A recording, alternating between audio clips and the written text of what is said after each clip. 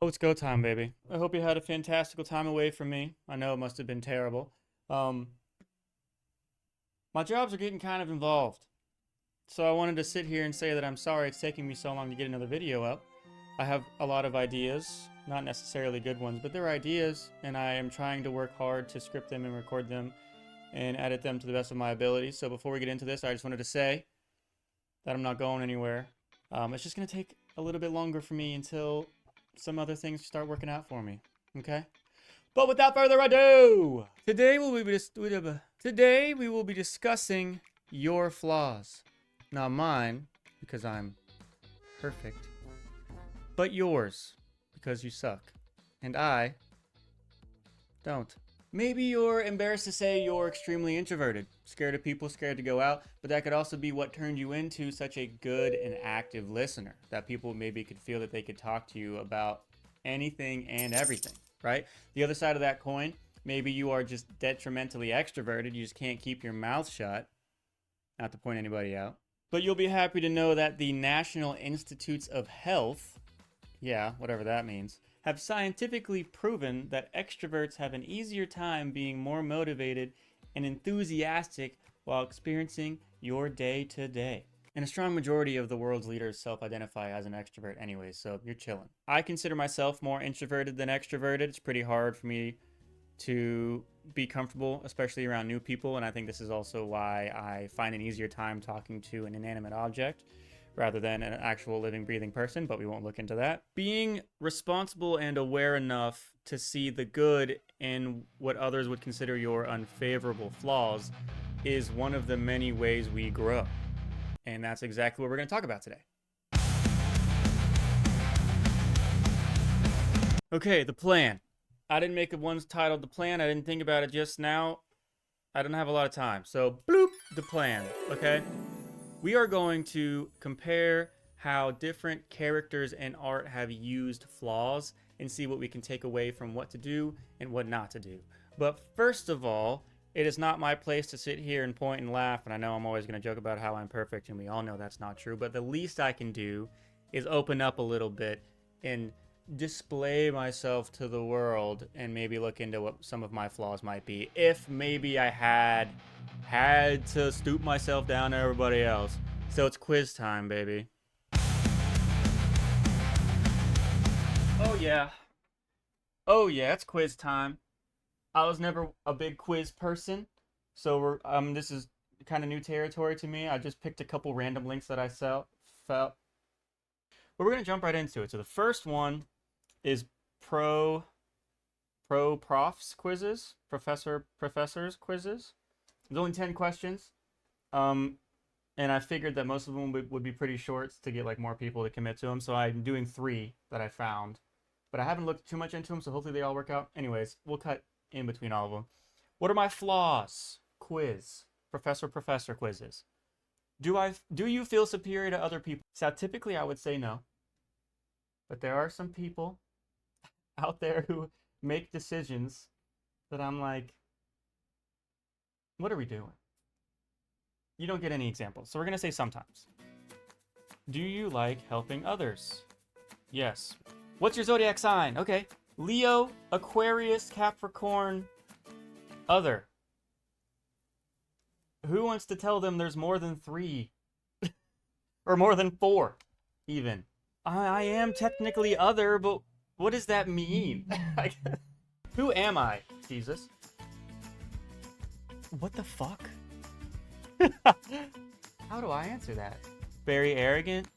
Sure, I think that would be the most applicable to me. I'm sure there's a lot of things that I don't realize how uneducated I am about them. Do you like company? Sometimes. I like company from a very limited amount of people. What is your birth month? Again, guys, there's more than 4 birth months. What are we doing? Other. Which of these describes your character? Squidward from SpongeBob, Kim from Kim Possible, Alex from Totally Spies, other. Oh god, I'm such a fake fan. Alex from Totally... Is that the one where they're all like bright pink, bright red? Yeah, okay.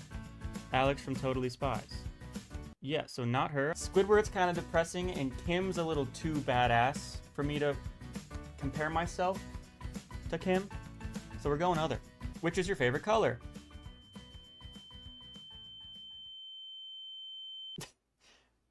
So for your future reference, Professor quizzes, when you ask a question and there's 4 choices, you typically want to make each of the choices kind of as all-encompassing as you can. What is your favorite color?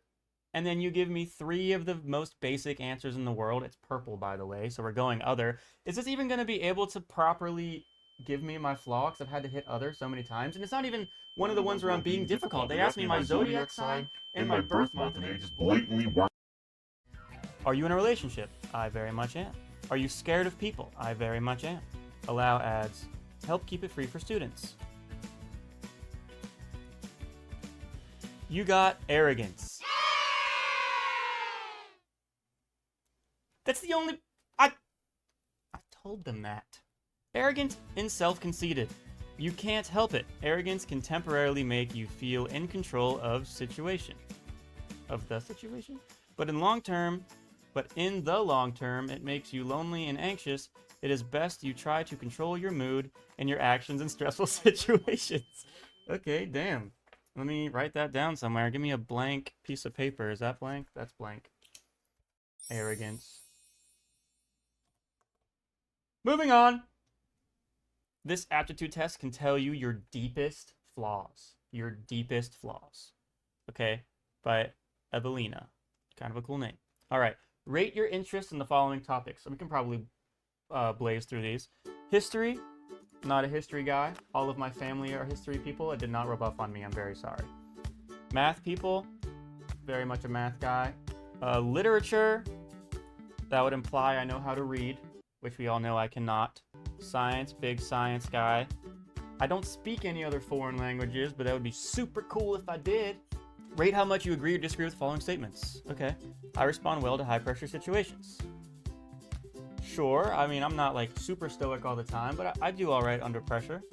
People who say that I am a natural leader. I don't know. I don't see myself as a leader. Can I keep it neutral? I'll say, just for the sake of it being a quiz, I'll go towards strongly disagree. I want to make the world better for others. Who wouldn't want that? Of course. I see myself as a selfless person. Selfless is good, right? Selfless. Concerned more with the needs and wishes of others. Yeah. Who gives... Fuck me. Strongly disagree. Wait. Strongly agree. Okay. Money is my end goal in everything I do. If you knew what I went to college for, you would know that I was not in it for the money. Rate how important these values are. Cooperation. Very important. Any good relationship of any kind. You need some give and take from both sides to be willing. You get it. Efficiency. That's okay. Depends, obviously, but for the sake of the quiz, I do like things being done correctly, right? I'm not like a dick about it, but if I had a preference. Dependability, very important. You know, I'm the type of person that doesn't have a lot of people in their lives, but the people I do have in my lives are like, you know, I can rely on them for anything, and vice versa. Creativity, I think it is important. I don't think it's fair because some people aren't as naturally out-of-the-box thinkers as others, so I can't be like, either you're creative or you're nothing. But I value it. Sense of humor, boom. Gotta laugh at my bad jokes. I guess that wouldn't be a sense of humor because you'd be laughing at the humorous things, but you gotta laugh everything off.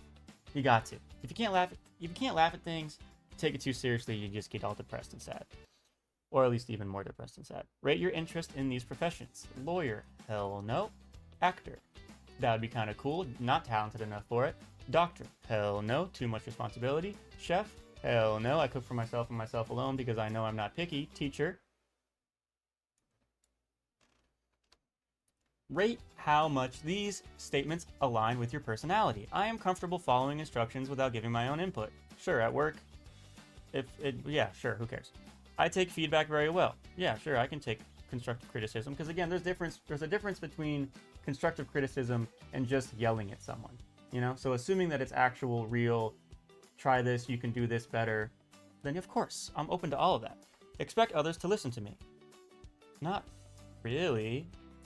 Like, I expect my partner to listen to me because of the relationship we have, as I hope she would expect me to listen to her in turn, but like, just any old Joe? I don't know, I guess not. I prefer to share the spotlight. I don't want the spotlight at all, so I say as I'm making a fucking video. Others know where I stand on controversial issues. I'm so close too. Others know where I stand on controversial issues. Like my homies do, my boys. Boys is collective. It's not just dudes with dicks. If we're counting them, others know where I stand on my. Okay, yeah, it's not a secret. Most of my core values are just I want people to just be happy, which is a cop-out of an answer, but I'm not gonna give my whole fucking spiel right now. I'm done. Shallowness. Yeah. Okay, writing that one down. Shallowness. You are such a superficial space cadet. You might try not to show it, but you tend to care a lot about appearances. Currently wearing a bright pink Dragon Ball Z shirt, by the way. It's tempting to get caught up in superficial things, but don't forget the importance of being yourself. After all, you're the only person who can be you. That is kind of the core message of my entire channel, but for the sake of them insulting me, fuck you, BuzzFeed, asshole. Anyway, I thought this would be way more fun. Okay, last but not least, we have Brainfall. What's your biggest character flaw? Okay, I'm going to interrupt the last question real quick. So to find these quizzes, what I did was, don't mind me, there's a lot of stuff going on. I found quizzes and I clicked the answer really quickly without looking at any of the other questions just to see if it would give me a result. And I swear I did that with this third quiz. I swear I did, but we get to the end of it and I don't end up getting a result. And then it asked me for my email. And then I'm like, okay, I don't want to do this, but at least for the sake of the bit, I like teased you guys with all those questions. So I give you the email. And then they just wouldn't give me a result. I tried 3 different emails. It's frustrating. And I'm sorry too, because the questions are kind of fun. So I'll give you a quick highlight of like, here's some of the fun questions that threw me off. Is there ricin in this coffee? What kind of person are you where these are your first 3 options? Are you just a murderer? Are people after you all the time?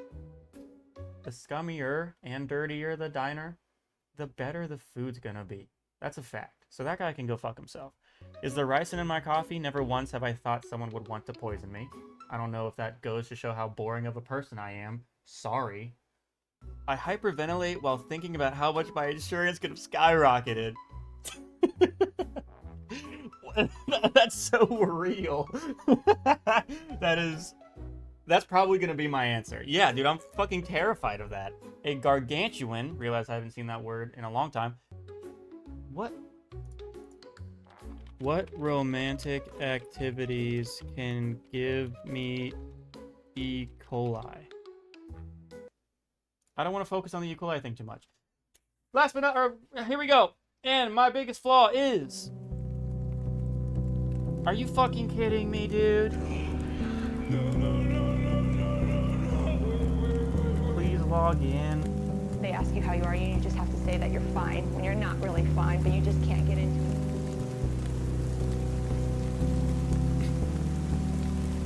I spent so much time on that quiz, bro. So to make up for it, I'm not going to make you watch the actual third one. I'll speed up through it and just cut to the result, and we'll be able to continue the video. So sorry about that, but it wouldn't be me if there wasn't at least 4 things that went wrong. Bye, love you. Welcome. We all have our strengths, but lurking beneath the surface is something darker. Arrogant boy. This quiz will uncover that flaw. Don't have to explain myself to you. The one that, if left unchecked, could be the very thing that leads to your undoing. So many options, but it's the only way forward. Let's begin. Fear. Is fear a flaw? Being afraid? I guess we'll say being afraid. That one kind of hits. That one's kind of real. I'm afraid of a lot of things. You fear failure and loss more than anything, and it holds you back. Your anxiety prevents you from taking risks or stepping outside your comfort zone, while caution has its place. Fear can keep you stuck in place. It's time to face the unknown and embrace change. I think that's fantastic. In a very popular Franklin D. Roosevelt quote, the only thing we fear is fear we have to fear. Fucked it up. Okay, so we have figured out that my biggest flaws are arrogance, shallowness, and being afraid. And that's fine.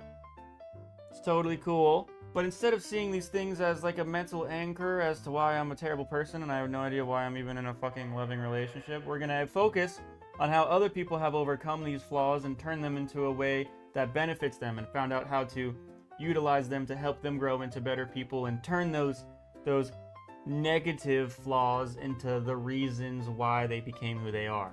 Okay? I could fucking use a pick-me-up after that bullshit.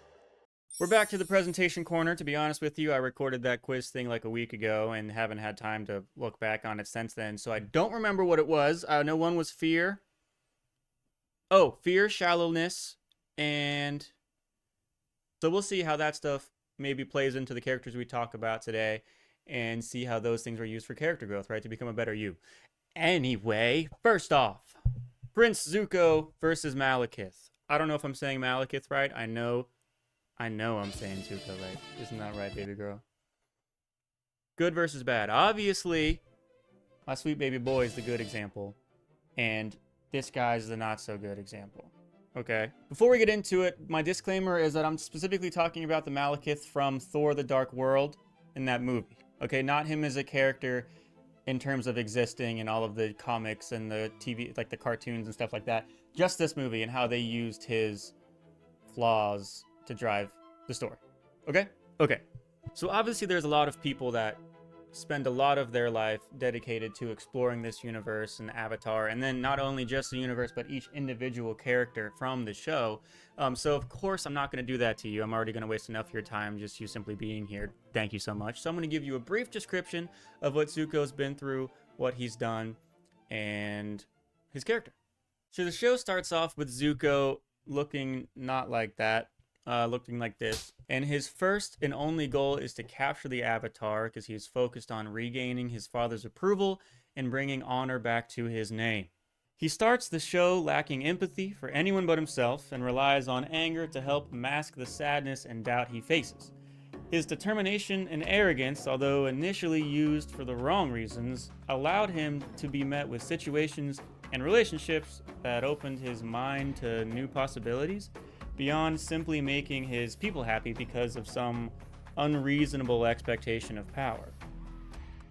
He was once this lost and desperate child who then grew into this very strong and independent leader because he grew the strength to explore himself, flaws and all, and that led him to become the person he is today, in the show. His opportunity for growth and redemption opened the door for the rest of Team Avatar to give them the same opportunity, to show them rather, that even the worst of the worst might deserve a second chance.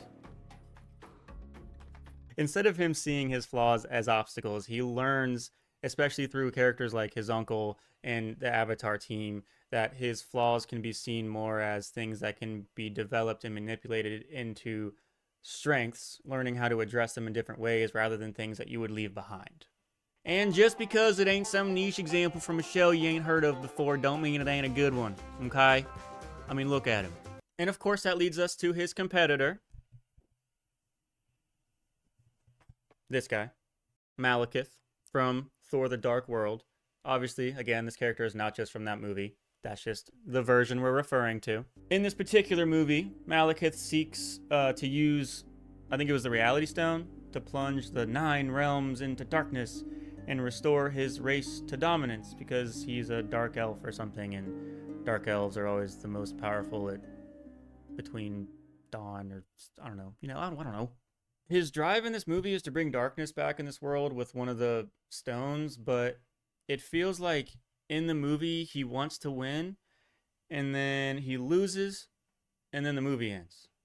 This version of Malakth feels like he's just evil for evil's sake, which is one of the more unfortunate ways to display a bad guy or any character, because it just gives them this feeling of being one-dimensional And that lack of openness to change just leaves the character to be stale, but not only the character, but it leads the story to kind of start veering towards staleness as well, because there's only so much other characters can do if there's one like big wall in the way of the storyline. You know what I mean? Like, every hero wants to save the day because that's what heroes do, but it's the complexity on those challenges that they face both in themselves and within conflicted people around them that makes it more meaningful. At least more meaningful than just like two dudes punching the crap out of each other and then the credits rolling. And of course, me saying that, there are bad examples of heroes too, just how there are good examples of the same character we're talking about in other movies and shows as well. But it's just that further evidence that the more complexity that you see in people, the more realistic it feels, because no one's just cut and dry. And also showing the weaknesses in any character will automatically make them more relatable and us more interested to explore those issues with them. I guess you could consider Malakith's flaw just being evil, but again, that just feels like it's not a character flaw, but just a device that they needed as an excuse to write a storyline. That didn't do very well. Like in the movie, I only saw it once, but like in the movie, I think he wanted to restore the darkness for his own people and restore their power. So I just feel like it was a missed opportunity to maybe he could be conflicted with sacrificing the innocent lives of Earth in order to restore what he saw as innocent lives of his people. You know, I'm not no writer, and everybody involved with that makes all of the big bucks. I'm just suggesting other avenues to explore. And trust me, I get it. One of the biggest things that you could be thinking right now is it even fair to compare an entire show of 4 seasons to a 2-hour movie where we had 4 whole books to grow with each individual character? In this example, the hunk of a man that is Prince Zuko. And take that time to see him grow along with everybody else to really grow that attachment with whichever characters you get a feeling for, right? That is a fair argument. My one rebuttal is that there are thousands of movies out there that accomplish what this movie couldn't in the same amount of time, if not less. I think this was like a two-hour movie, something like that. So again, maybe it was a poor choice of examples, but there are plenty other that prove my point. I guess that's like the laziest way to form an argument. Yeah, this one might be bad, but you could find ones that are good. I'm not going to do that. I'll just end this comparison with this. Where Zuko was created to make an unforgettable character for an unforgettable show, Malakith feels like he was just a tool used as an excuse to make a movie. And it feels that way. Per usual, if I say anything you disagreed with, or you think that this was slept on, or there's something that I missed or misunderstood, you just gotta let me know. But for now, we'll go ahead and move on to a quicker but more controversial comparison.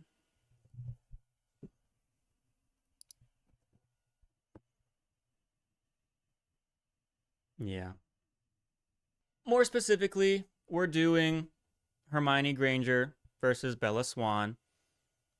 And in the sake of all honesty, I did not realize Bella's last name was Swan, because you always just hear Bella this, Bella that, Edward versus Jacob, blah, blah, blah, blah, blah, blah, blah.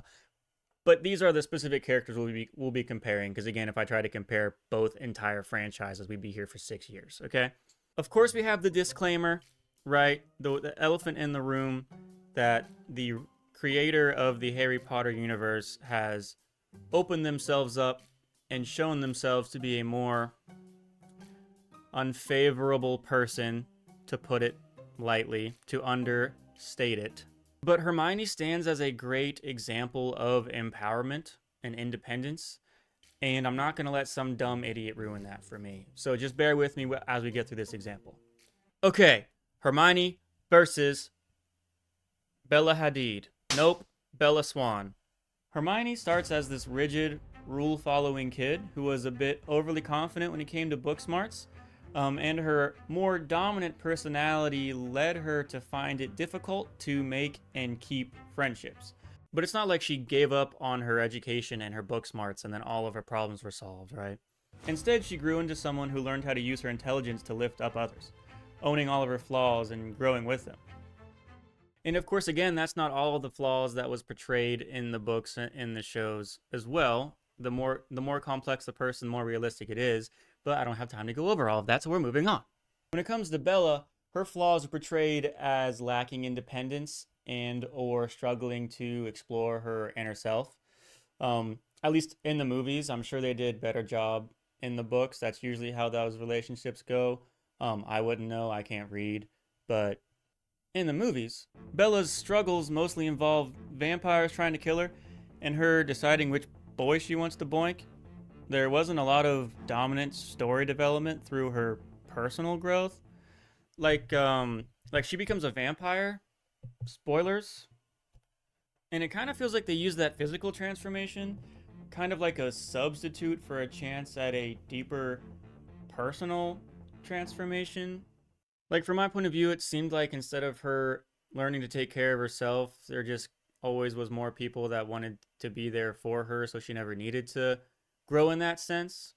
But again, out of the examples we've mentioned so far, that would be the one that I got the least into. I did not have a Twilight phase, unfortunately, so if I'm misunderstanding that character in those movies, please, please, please, learn me something. Before I dig myself an even deeper hole, if that's even possible, there are a lot of fun pages, especially in Reddit, that are dedicated to people exploring their favorite characters in books and series, and specifically the flaws that they enjoy the most and can relate to the most. That just kind of goes to show that if you truly think that your flaws are the end of your life and that like you're just being held down, that you're not alone. And if you feel alone, you can add being a dumbass to the list of flaws, because I got your back, homeboy and girl and everyone. It is so hot in this goddamn room. Our final example will be going away from movies and going more towards art, like drawing and painting. Like movies are art, cinema is art, but we just talked about that, so we're going to talk about this, okay? And I won't be comparing a good example with a bad example. When it comes to these forms of art, I don't personally think it's fair to consider one bad, you know? Like I definitely have preferences of styles over other styles, but that doesn't make them lesser than or worse than anything else I do prefer, right? Everybody's different. But instead, we're going to be exploring this one idea when it comes to art and exploring your artisticness in general. And that main point is, excuse me one moment, imperfections are what make art interesting. That's not what that says. Imperfections are what make imperfections are what makes art powerful. I got it that time. But it's true.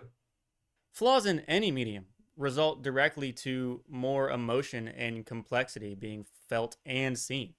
If you show me someone that can relate to being perfect, I'll show you a liar. In fact, there is this Japanese art form called kintsugi, where they would repair any cracks made in pottery with gold leaves, symbolizing that those mistakes actually resulted in increasing the value of that project or that person. The act of you directly suppressing your quirks and differences from the world could be the act that is directly preventing you from growing. And unfortunately, it feels like all of my videos are an example of, well, yeah, that's easier said than done, which, yeah, absolutely it is. And especially when you're hearing it from some twig bitch with 21 subscribers, which, let me be very clear, that was not a dig at my 21 subscribers, but a dig at myself, and I love you all very, very much, more than you could ever know. And I won't forget you when we get to, not 100. When we get to 100, fuck it. But in all fairness, who likes to be told what to do? Well, there is one group of people that like to be told what to do, but they really like being told what to do. But we should move on. The whole point of a hero's journey, you being the hero. Oh no, I've winked 2 videos in a row now, and I only have 3 videos. I need to calm down. A hero's journey, you being the hero, no wink, boils down to seeking perfection. With any goal, skill, or talent you have, you practice that as often as you can comfortably in hopes to one day master that craft. And perfection is what many people strive for, while knowing that that is something that they'll never be able to achieve, which can be a fantastic motivator. But the other side of that is a lot of people see that as an outlet and excuse to not even try at all. But I've got a fun little secret for you that you've probably already caught on by now. Perfection is fucking boring. The parts of us that constantly change and grow are the parts that the people are most interested in. The flaws seen through art are the parts that make it stand out for the audience. Telling of one's imperfections and fuck-ups during their journey are the parts that are the most relatable. Again, relatable for you all, not for me, because I am perfect. If you want to get really specific, a little personal anecdote is that I have an almost brother-in-law who was born with only one arm. Like it stopped right here. And he could beat the shit out of me if he wanted to. Now, you might not think like that's that impressive of a feat, but it's true. Like in high school, this guy was a star athlete. He's a beautiful person with a beautiful growing family, and he never saw that flaw, right, as a flaw. He just, it was. And then he did his thing, and he did more than what I've seen a lot of other people do with a lot more to them. He was beyond capable, except when he had to tie his shoes or change a diaper. Sorry. He's cooler than me. I'm allowed to make fun of him. Now, that example is a physical disability, right? But it's that mindset of accepting a problem and growing with it to make it the best you can be. That's the mindset that we should take from it and use towards any of our problems and or flaws, right? Don't be afraid to explore yourself, who you are, and what you can offer to the world. Because it is those special, unique quirks that make you an identifiable person, and not like everybody else that's just following trends that I'm scrolling through social media just so they can get a few clicks. Just be confident in yourself, fucker, and probably drink more water. Okay, statistically, you probably need to do that. Thank you so much for joining my tantrum once again. If this video felt a little off, I apologize. I was having to record in between two meetings today. It's the only free time I had this week, and I'm hoping I can squeeze in some editing at night. So if you're smelling what I'm stepping in, feel free to like and subscribe. And if it's not for you, that's totally cool. Thank you for stopping by. I hope you're having a wonderful day, week, month, the whole shebang. However long it is until I see you next, just be good, stay positive, and remember that those struggles aren't permanent, brother man, woman, everyone, everybody. That's pretty much all I got. I cannot remember what that third flaw was. Shallowness, fear, ignorance. No, arrogance? Arrogance. It was arrogance. Fuck them, bro. They don't even know what they're talking about.